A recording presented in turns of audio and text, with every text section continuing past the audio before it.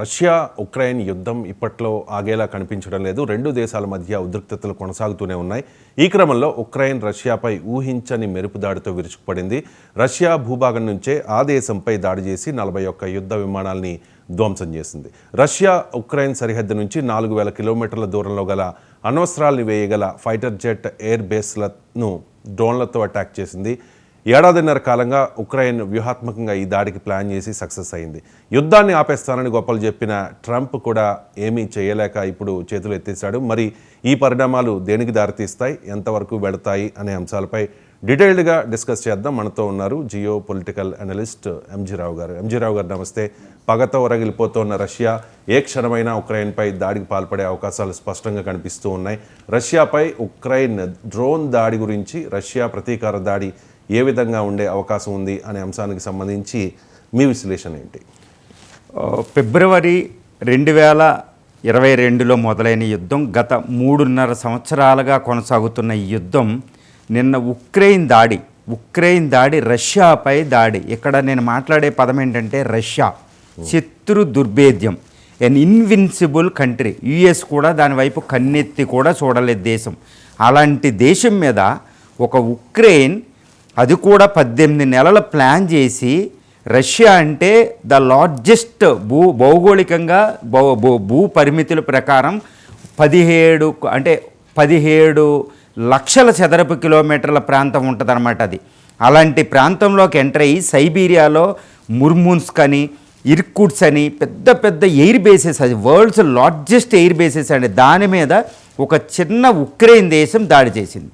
అది ఎంత దాడి అంటే ఇది ప్రపంచాన్ని వణికించిన దాడి అని చెప్పొచ్చు. ఇది రష్యాని వణికించిన దాడి కాదండి, ప్రపంచాన్ని వణికించిన దాడి. ఎందుకంటే ఇప్పుడు పుతిన్ ప్రతిస్పందిస్తే పుతిన్ వ్యవహారం సామాన్యంగా ఉండదు. ఎందుకంటే రష్యాకి నిన్న జరిగిన ఉక్రెయిన్ చేసిన దాడి ఒక పెద్ద హ్యూమిలియేషన్. అది ఒక పెద్ద హ్యూమిలియేషన్. మన పహల్గాం మీద మన దాడి చేస్తే మనం ఎలా ప్రతిస్పందించప్పుడు రష్యాని నిద్రపోతున్న పులిని కెలికినట్టే ఏది ఉక్రెయిన్ చేసింది. ఇది ఉక్రెయిన్ వ్యవహారం కింద ఉండదండి. ఈ దాడిని వివరించవలసి వస్తే ఉక్రెయిన్ 18 నెలల నుంచి మేము ప్లాన్ చేసామని చెప్తుంది. వార్ రూమ్లో ఉక్రెయిన్ ప్రెసిడెంట్ ఈ జెలెన్స్కీ దాన్ని పూర్తిగా పర్యవేక్షించినట్టు తెలుస్తుంది. అది ఎలా అంటే రష్యాలో పెద్ద పెద్ద ఎయిర్ బేసెస్ని అటాక్ చేసింది. సుమారు 40 యుద్ధ విమానాలు సర్వనాశనం అయినట్టు తెలుస్తుంది. ఆ యుద్ధ విమానాలు ఏంటి అంటే ఇక్కడ ఒకటి గుర్తుపెట్టుకోవాలండి. రష్యా న్యూక్లియర్ డాక్ట్రిన్ ప్రకారం ఏ సమయంలో అణుబాంబు వేయాలనే దాన్ని వీళ్ళు ఉక్రెయిన్కి ఎలికిందని చెప్పవచ్చు. ఎందుకంటే ఈ 40 యుద్ధ విమానాలు ఏంటంటే Tu-22, Tu-160, TU కేటగిరీ యుద్ధ విమానాలు అనమాట. ఈ యుద్ధ విమానాలు రష్యా యొక్క అణ్వస్త్రాలని ప్రయోగించడానికి ఉపయోగపడే యుద్ధ విమానాలు ఇవి. తర్వాత A-50 అనే ఒక పెద్ద బాంబర్స్ అనేవి ఒకటి ఉన్నాయి. వాటిని దృష్టి పెట్టి ఫోకస్ చేసి టార్గెట్ చేసి ఇప్పుడు ఉక్రెయిన్ని నాశనం చేయడం జరిగింది. ఆ ఎయిర్ బేసెస్ కేసు ఏంటంటే సుమారు రష్యన్ టెరిటరీలోకి 5000 కిలోమీటర్ల పాటు ఈ డ్రోన్ అటాక్ జరిగింది. అంటే రష్యా యొక్క మొత్తం భౌగోళిక ప్రాంతాన్ని ఈరోజు ఉక్రెయిన్కి ఎలికినట్టు అయిందనమాట. అంటే ఇప్పుడు పుతిన్ అక్కడ ఉన్నది 25 సంవత్సరాలుగా రష్యాని పరిపాలించిన పుతిన్, KGB అధినేత. ఇప్పుడు ఈయన ప్రతిస్పందన ఎలా ఉంటుంది అనేది ప్రపంచం వణికిపోతుందండి. ఎందుకంటే ఇది చాలా తీవ్రం. రాత్రికి రాత్రే మీకు రష్యా వెంటనే ప్రతిస్పందించేటప్పటికి రష్యా తీసిన మిసైల్ పేరు ఏంటంటే ఇస్కిందర్-M అని. అది సర్వనాశనం చేస్తారన్నమాట శత్రువుని. తర్వాత ఒరిష్నిక్ మిసైల్తో ఇప్పుడు కీవ్ ఉక్రెయిన్ క్యాపిటల్ ఈరోజు వణికిపోతుంది. ఉక్రెయిన్ క్యాపిటల్లో ఉన్న 500,000 పాపులేషన్ ఈరోజు వణికి అసలు ఇంకా బ్రతికి బట్ట కడతామా లేదని వణికిపోతుంది. ఎందుకంటే ఈ ఒరిష్నిక్ మిసైల్ని అడ్డుకోవడం ఎవరి తరం కాదు ఈ భూమి మీద. అమెరికా కాదు ఎవరి తరం. ఆ ఒరిష్నిక్ మిసైల్ని బయట తీశారు. ఆయన జెర్కాన్ అని ఇలాంటి హైపర్సోనిక్ మిసైల్ రెడీ పెట్టారు. ఇస్కిందర్ అనే మిసైల్ని రెడీ పెట్టారు. ఈ మిసైల్తో ఇప్పుడు పుతిన్ ప్రతిస్పందించడం అనేది తప్పకుండా జరిగే వ్యవహారం. ఇప్పుడు ఉక్రెయిన్ అంతా సైరన్లతో మోతమోగుతుంది. ఇది ఒక్కటే కాదండి, ఉక్రెయినే కాదు, నాటో దేశాలు, ఈవెన్ జర్మనీ ఏం చేసిందంటే టారస్ మిసైల్ని సప్లై చేసింది రీసెంట్గా న్యూ ఛాన్సలర్గా ఎన్నికైన. ఈవెన్ జర్మన్స్ కూడా అందరూ ప్రొటెస్ట్ చేస్తున్నారు. మేము యుద్ధం వద్దు, నువ్వు యుద్ధంలో లాగొద్దని ఆ ఛాన్సలర్ మీద ప్రొటెస్ట్ చేస్తున్నారు. ఇప్పుడు ఆ టారస్ మిసైల్ ఉక్రెయిన్కి ఇచ్చింది. వాళ్ళకు కూడా అంటే ఇప్పుడు ఈ మిసైల్ ఉక్రెయిన్ మీద వేస్తుందా రష్యా, లేకపోతే ఈ మిసైల్ నాటో దేశాల మీద డైరెక్ట్గా వేసే అవకాశం ఉందా అనేది కూడా పెద్ద విషయం అనమాట. అందుకని ప్రపంచమే వణికిపోయే దాడి నిన్న జరిగిందండి. ఈ దాడిని వివరించడం ఎవరి తరం కాదు. ఎందుకంటే ఈ దాడిని రష్యా ఎలా అభివర్ణిస్తుందంటే అమెరికా మీద రెండో ప్రపంచ యుద్ధంలోకి అమెరికా వెళ్ళడానికి కారణమైన పెర్ల్ హార్బర్ అనేది ఒకటి ఉంది. అప్పట్లో జర్మనీ రెండో ప్రపంచ యుద్ధం ముందు 1941లో యుఎస్ బేస్ పసిఫిక్లో పెర్ల్ హార్బర్ని హవాయి దగ్గర అటాక్ చేసింది. దాంతో అమెరికా న్యూట్రల్గా ఉన్నది యుద్ధంలోకి వచ్చిందనమాట. ఇప్పుడు రష్యా దీన్ని ఏమని అభివర్ణిస్తుందంటే నిన్న జరిగిన డ్రోన్ అటాక్ ఇది పెర్ల్ హార్బర్తో సమానం అని అమెరికా ప్రస్తావన నిన్న రష్యా తీసుకొచ్చింది. అంటే ఏంటి, ఇది నువ్వు పెర్ల్ హార్బర్ తర్వాత రెండో ప్రపంచ యుద్ధంలోకి నువ్వు వచ్చావు. ఇప్పుడు ఈ అటాక్ తర్వాత, ఈ వైమానిక దాడి, ఈ డ్రోన్ అటాక్ తర్వాత మేము మూడవ ప్రపంచ యుద్ధాన్ని మొదలు పెడుతున్నామా అన్నట్టు ఈ విషయాన్ని పరిగణించినట్టు ఉందంటే ట్రంప్కి డైరెక్ట్ వార్నింగ్ ఇది ఇచ్చినట్టు అవుతుంది. నాటో దేశాలకి పరిపూర్ణమైన వార్నింగ్ ఇచ్చినట్టు అవుతుంది. ఎందుకంటే ఇప్పుడు రష్యా ప్రతిస్పందన తట్టుకోవడం ప్రపంచంలో ఏ శక్తి ఎవరి తరము కాదు. ఎందుకంటే that is what the Russia. ఎందుకంటే ఇన్విన్సిబుల్ ఆర్మీ ఉంటుందండి, నౌకాదళాలు అవన్నీ. ఇప్పుడు ఉక్రెయిన్ పోగొట్టిన యుద్ధ విమానాలు 40 యుద్ధ విమానాలు పోగొట్టి $7 బిలియన్ నష్టం కలిగించిందని చెప్పుకుంటుంది. కానీ వాళ్ళు వణికిపోతున్నారు. ఎందుకంటే ఇప్పుడు రష్యాకి ఆ యుద్ధ విమానాలన్నీ లేకపోయినా పర్వాలేదు, వాళ్ళ దగ్గర బొలుగరోడా అనే మిసైల్ ఒక సబ్మెరైన్ ఉంటుందన్నమాట. ఆ సబ్మెరైన్ ప్రయోగిస్తే 300 మీటర్ల సునామీని క్రియేట్ చేస్తుంది. అది రేడియేషన్ సునామీ. అంత అత్యాధునికమైన యుద్ధాలు సైలోస్లో అణ్వాయుధాలు ఉన్నాయి 5,000+. దాన్ని ఎవరు తట్టుకుంటారు? దాన్ని అలాంటి దేశాన్ని ఎప్పుడు కూడా కెలకూడదు. ఉక్రెయిన్ నిన్న చేసిన పని ఏదో ఓడించేద్దాం, అది ఓడించడం కుదరదు. కాబట్టి ఉక్రెయిన్ అలా చేయకూడదు. ఉక్రెయిన్ వెనకాల వేరే దేశాలు ఎవరైతే వాళ్ళని ఇన్స్టిగేట్ చేస్తున్నారో ఉక్రెయిన్, వాళ్ళు కూడా ఈ పని చేపించకూడదు. ఎందుకంటే అక్కడ ఇస్తాంబుల్లో పీస్ డిస్కషన్ జరుగుతున్నాయి. ఏదోలాగా యుద్ధాన్ని బయటకు రావాలి. ఇలా రెచ్చగొట్టకూడదు రష్యానండి. అసలు ఈ యుద్ధం స్టార్ట్ అయిన మూడేళ్ల క్రితం ఏమనుకున్నారు అంటే అసలు ఒక వారం యుద్ధం చేయడం రష్యాతో ఉక్రెయిన్కి గగనం అనుకున్నారు. కానీ యుద్ధం చేస్తూనే ఉంది, దాడి చేస్తోంది, ప్రతిదాడి చేస్తోంది, అన్నీ అవుతూనే ఉన్నాయి. ఇతర దేశాల సహాయం ప్రోద్బలం లేకుండా ఉక్రెయిన్ రష్యా మీద దాడికి దిగుతుందా? ట్రంప్ కానీ లేకపోతే నాటో దేశాలు కానీ ఉక్రెయిన్ వెనకాల ఉన్నాయా?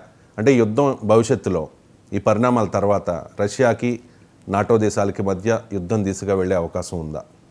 రష్యాతో పోలిస్తే ఉక్రెయిన్ అనేది వారం రోజులు కూడా కాదండి, 1 డే 24 గంటలు కూడా నిలబడడం అసంభవం ఏ విషయంలో చూసినా. అది రష్యా, అది యుఎస్ఏని ఓడించే శక్తివంతమైన దేశం, ఇన్విన్సిబుల్, ఓటమెరగని దేశం, ఓడింప సఖ్యం కాని దేశం.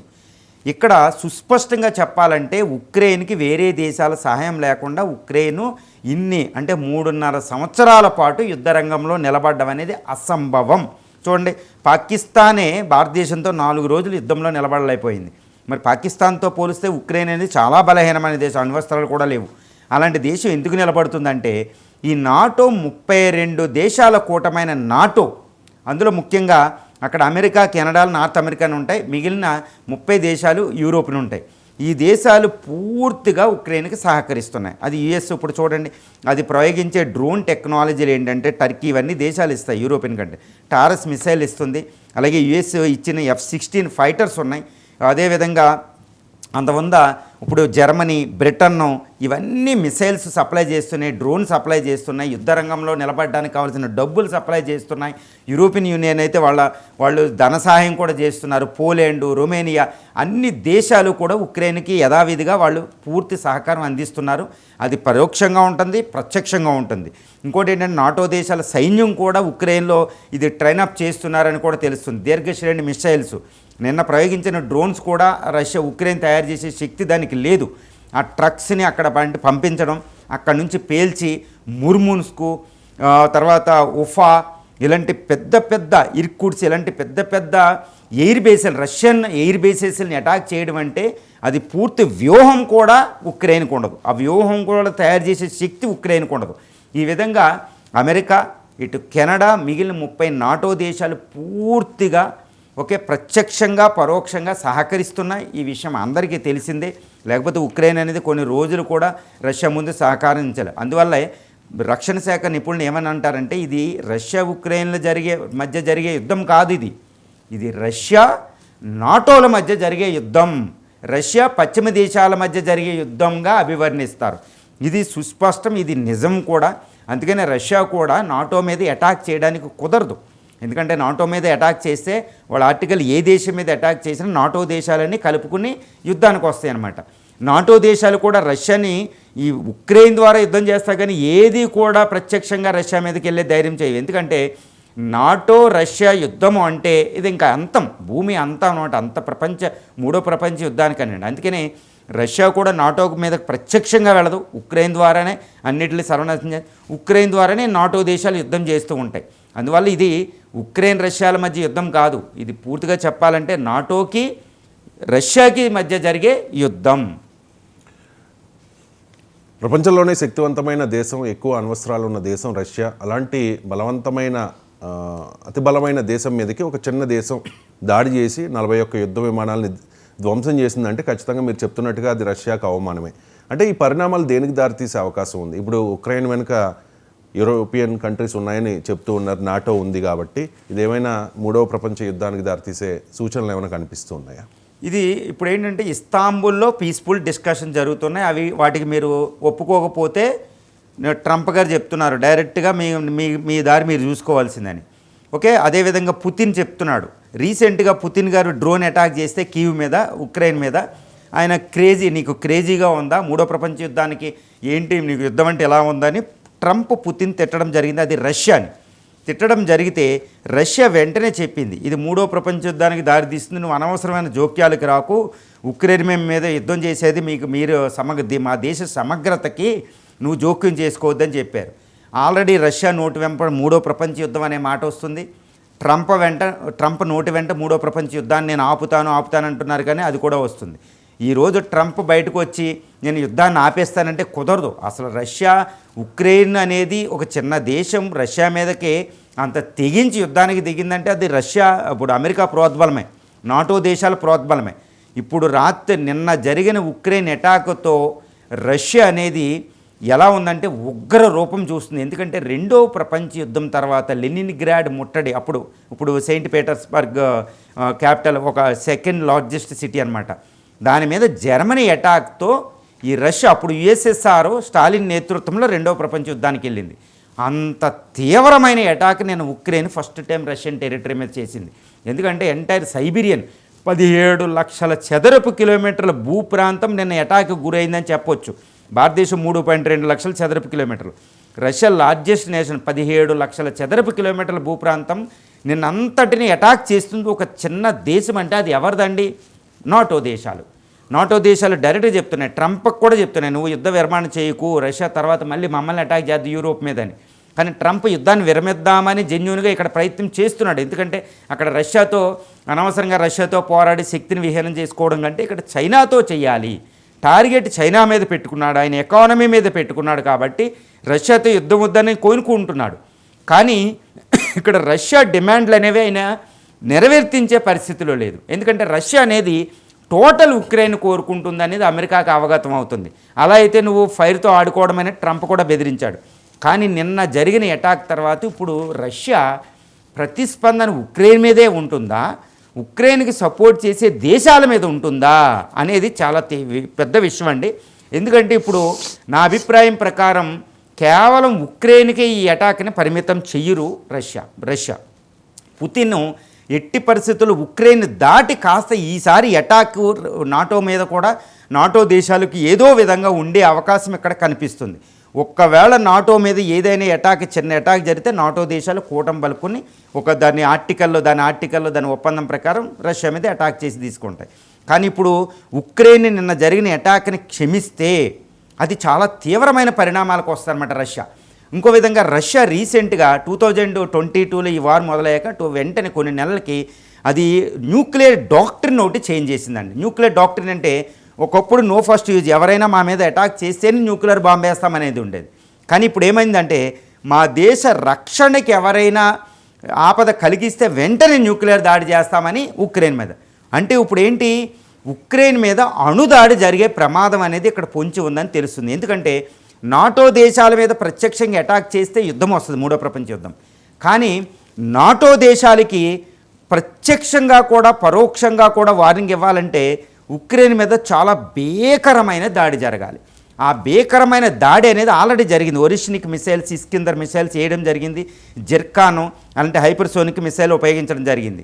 అంటే ఇప్పుడు ఏ విధమైన దాడి ఉండబోతుంది అంటే ఉక్రెయిన్ మీద అణుదాడి ఉండే అవకాశం ఉంది. ఎందుకంటే 0 టాక్టికల్ వెపన్స్ అంటారన్నమాట. 0.5 మెగాటన్ను న్యూక్లియర్ వెపన్స్ అని చిన్న చిన్న వెపన్స్ ఉంటాయి. అవేంటంటే చిన్న సిటీ కిల్లర్స్ అంటారన్నమాట. ఇలా కీవ్ని ఇలా చిన్న చిన్న సిటీలను అంటే ఇటు యూరోప్కి ఆ రేడియేషన్ వెళ్ళేలా ప్రభావితం ఉంటుంది అనమాట. లేదా జపరోజీ అని న్యూక్లియర్ రియాక్టర్ ఉంటుంది, దాన్ని పేల్చేసారా అది న్యూక్లియర్ బాంబు వచ్చినట్టే ఉంటుంది. ఆ విధంగా ఏదో ఒక చాలా తీవ్రమైన ఒక అటాక్ అనేది ఉక్రెయిన్ మీద ఉండబోతుంది. ఈ అటాక్ వల్ల ఉక్రెయిన్ కూడా అంటే నాటో దేశాలు ఇంకా భయకంపితులు అయిపోతాయి, అమెరికా భయకంపితులు అయిపోతాయి. ఎందుకంటే నాటోకు మోర్ పవర్ ఉన్న రష్యా కంటే రష్యాతో యుద్ధానికి దిగడం అంటే అది ప్రపంచం, that is the dooms day, that is the last day for the entire earth అండి. భూమికే ఆఖరి రోజు అవుద్ది అనమాట, ఆఖరి దినం అవుద్ది. ఇది 5,000 న్యూక్లియర్ వెపన్స్ వెళ్తాయి. ఎంటైర్ యూరోపే ఎడారి కింద మారిపోతుంది. అందువల్ల రష్యా మీదకి నాటో డైరెక్ట్గా వెళ్ళదు, కానీ ఉక్రెయిన్ ద్వారా నాటో దేశాలని భయకంపితులను చేసే అటాక్ ఏదో ఒకటి పుతిన్ని ఈరోజు తీసుకునే అవకాశం ఉంది. అది ఓరిష్నిక్ మిసైల్ ద్వారా, ఇది ఇలాంటి మిసైల్ ద్వారా, కొన్ని న్యూక్లియర్ ద్వారా, తర్వాత చాలా మదర్ ఆఫ్ ఆల్ బాంబ్స్ అని, ఫాదర్ ఆఫ్ ఆల్ బాంబ్స్ అని ఉంటాయండి. వాటి ద్వారా ఏదో జపరోజీ అని పేల్చడమో, ఒకప్పుడు చెర్నోబిల్ అంత తీవ్రమైన నష్టాన్ని కలిగిస్తుంది రేడియేషన్ బాంబులని. ఈ విధంగా ఉక్రెయిన్ అనేది చాలా తీవ్రమైన ప్రమాదంలో ఉంది. అది అణుదాడి జరిగినా మాత్రం ఆశ్చర్యం లేదండి. ఒకవైపు దాడులు, ప్రతిదాడులు, మరోవైపు శాంతి చర్చలు. టర్కీ రాజధాని ఇస్తాంబుల్లో ఇవాళ శాంతి చర్చలకు యాక్చువల్గా షెడ్యూల్ అయి ఉంది. బట్ చర్చలు జరుగుతాయా లేదా అనేది తెలియదు. ఎందుకంటే ఒకవైపు అవమానంతో, ప్రతీకారంతో ఉన్న రష్యా ఈ శాంతి చర్చలకు అటెండ్ అవుతుందా లేదా అనేది కూడా తెలియని పరిస్థితి. సో ఏం జరిగే అవకాశం ఉందంటారు? జూన్ 2 1 గంటకి రష్యా ఉక్రెయిన్ల మధ్య శాంతి చర్చలు, 2వ దఫా శాంతి చర్చలకి షెడ్యూల్ అయింది. దీంట్లో ఇటు ఉక్రెయిన్ ప్రెసిడెంట్ జెలెన్స్కీ, అటు పుతిన్ పాల్గొంటారు అనే హోప్స్ కూడా ఉన్నాయి. కానీ నిన్న ఉక్రెయిన్ దాడి వల్ల ఎట్టి పరిస్థితుల్లో పుతిన్ గారు రావడం లేదు, స్కిప్ అవడం అనేది తెలుస్తుంది. ఉక్రెయిన్ ప్రెసిడెంట్ కూడా రావడం లేదు. ఉక్రెయిన్ డిఫెన్స్ మినిస్టర్ వెళ్తున్నారు, రష్యా నుంచి ఒక పుతిన్ గారి ప్రతినిధి వెళుతున్నారు. ఇదేంటంటే ఈ ఉక్రెయిన్ దాడి రష్యా మీద చేసిన, రష్యా కూడా ప్రతిస్పందన ఉక్రెయిన్ మీద దాడి చేయబోతున్న ఈ శాంతి చర్చలకు మాత్రం 2 దేశాలు వెళ్తున్నాయి. ఎందుకు? ప్రపంచానికి ఆ దేశాలు ఒకటే చెప్పబోతున్నాయి. ఏమని? మేము శాంతి చర్చలకు, యుద్ధ విరమణకే మేము ఓకే అని ఉక్రెయిన్ ప్రపంచానికి చెప్పాలి. అదేవిధంగా రష్యా కూడా మేము పెద్దాం. ఎందుకంటే ఈ 2 దేశాల మీద ఒత్తిడి ఉంది 3.5 సంవత్సరాల తర్వాత. ఇక్కడ ఒక్క విషయమే, శాంతి చర్చల్లో పాల్గొన్నంత మాత్రాన యుద్ధం ఆపుతుంది అంటే వాళ్ళ నిజాయితీ మీద ఆధారపడి ఉంటుంది. నిన్న ఉక్రెయిన్ రష్యా మీద దాడి జరిపిన అటాక్తో ఉక్రెయిన్ ఏమనుకుంటుంది? ఈ యుద్ధాన్ని ముందుకు తీసుకెళ్లాలని ఉంది. ఎందుకు? మిగిలిన అమెరికా మినహాయించిన మిగిలిన నాటో దేశాలు, ముఖ్యంగా యూరోపియన్ దేశాలు ఫ్రాన్స్, జర్మనీ, స్పెయిన్, బ్రిటన్ ఇవేంటంటే ఈ యుద్ధం ఆగకూడదని ఉన్నాయి. ట్రంప్ ఎవరు ఆపడానికి ముందుకెళ్లాలని ఉన్నాయి. ఆ ప్రోద్బలంతో జెలెన్స్కీ ధైర్యం చేస్తున్నారు, ఎట్టి పరిస్థితుల్లో యుద్ధం ఆగకూడదని. ఆయన జెన్యూన్గా ప్రయత్నం చేయడంలే. ఇంకోటి దానికి ఏం చెప్తున్నారు సాకుగా? రష్యా ఎన్నో డిమాండ్లు పెడుతుంది, మా టెరిటరీ అడిగేస్తుంది, ఈ డోన్బాస్ రీజన్ అడిగేస్తుంది, ఇంకా మాకు ఏమీ ఉండదు అన్నట్టు ఆయన చెప్తున్నాడు. ఇటు రష్యా ఏం చెప్తుంది? రష్యా జెన్యూన్గా ప్రయత్నిస్తుందంటే రష్యా కోరుకుంటుంది శాంతిని. ఎప్పుడు? తన డిమాండ్లు నెరవేర్చినప్పుడు. ఏ డిమాండ్లు పెడుతుంది? ఇప్పుడు వరకు ఆక్యుపై చేసుకున్న డోన్బాస్, లుహాన్స్క్ రిచెస్ట్ ప్రావిన్సెస్ మినరల్ వెళ్తున్నవి మాకు వదిలేయాలి, క్రిమియాను వదిలేయాలి పెడుతుంది. తర్వాత ఇంకోటి ఏంటంటే రష్యన్ భాష మాట్లాడే వాళ్ళకి సెక్యూరిటీ ఇవ్వాలి. ఎప్పుడు ఈ ఉక్రెయిన్ అనేది నాటోలో జాయిన్ అవ్వకూడదు, అదేవిధంగా యూరోపియన్ యూనియన్లో కూడా జాయిన్ అవ్వకూడదు. జెలెన్స్కీ వెంటనే పదవిచ్యుతి చేయాలి. వెంటనే ఎన్నికలు ఉన్నాయి, ఈ మే ఎండింగ్కి ఎన్నికలు ఉన్నాయి. జెలెన్స్కీ రష్యాలో, ఉక్రెయిన్లో ఈ గవర్నమెంట్ యొక్క కాల పరిమితి మిగిలిపోయింది, ఎలక్షన్ పెట్టాలి, ఎలక్షన్ పెట్టండి, జెలెన్స్కీ పదవిచ్యుతులు అవ్వాలి. ఇవి రష్యా పెట్టే డిమాండ్లు. అంటే జెలెన్స్కీ ఉండడు కదా, అందువల్ల జెలెన్స్కీ అసలు ఈ కాల్పుల విరమణ జరగడం, యుద్ధ విరమణ జరగడం జెలెన్స్కీ ఇష్టమే లేదు. ఎందుకంటే ఆ డిమాండ్లు చాలా ఎక్కువ ఉన్నాయి. కాబట్టి యుద్ధానికి వెళ్తానంటే, యుద్ధానికి వెళ్తే కుదరదు, ప్రపంచం ఒత్తిడి ఉంది. సో ఇలాంటి నేపథ్యంలో శాంతి చర్చలు అనేవి ఫలప్రదం అవుతాయి, ఫ్రూట్ఫుల్గా ముగిస్తాయి అనేది ఎవ్వరికీ హోప్ లేదు. కానీ ఈ శాంతి చర్చలు జరుగుతూ ఉంటే, ఇస్తాంబుల్ టర్కీ మీడియేటింగ్ చేస్తుందండి, ఈ శాంతి చర్చలు జరుగుతూ ఉంటే ఏదో ఒక టైంకి వస్తుంది అనేది ఉంది. కానీ ట్రంప్ ఏమనుకుంటున్నారు? ఎందుకంటే ట్రంప్ ఒత్తిడి లేకపోతే జెలెన్స్కీ ఒప్పుకోడు. ఇప్పుడు ట్రంప్ యొక్క ప్రాతినిధ్యం లేకపోతే యూరోపియన్ యూనియన్లో వాళ్ళు దేశాలు దీన్ని ప్రోత్సహించే అవకాశం ఉంది, యుద్ధం ఇంకా పొడిగించబడే అవకాశం ఉంది. కానీ ట్రంప్ ఒత్తిడి అనేది ఇక్కడ చాలా ప్రధానమైన అంశం. అందువల్ల ఏంటంటే ట్రంప్ని ఈయన కన్విన్స్ చేయాలి. ఎందుకంటే ట్రంప్ ఓకే అనకపోతే నాటో దేశాలు కలిసి రష్యాతో పోరాడడం అనేది అసంభవం అనమాట.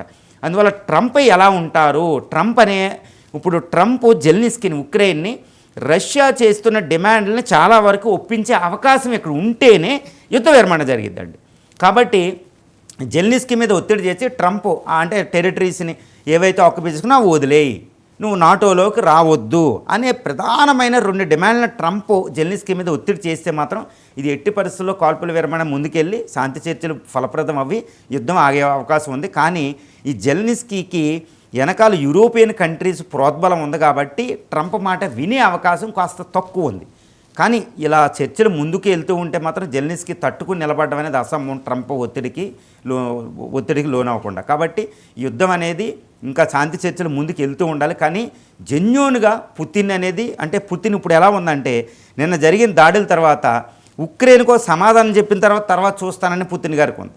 జెలెన్స్కీకి ఎలా ఉంది, నిన్న జరిగిన ఇలాంటి దాడులు 2 జరిగితే పుతిన్ దారిలోకి రావడానికి ఈయన ఉంది.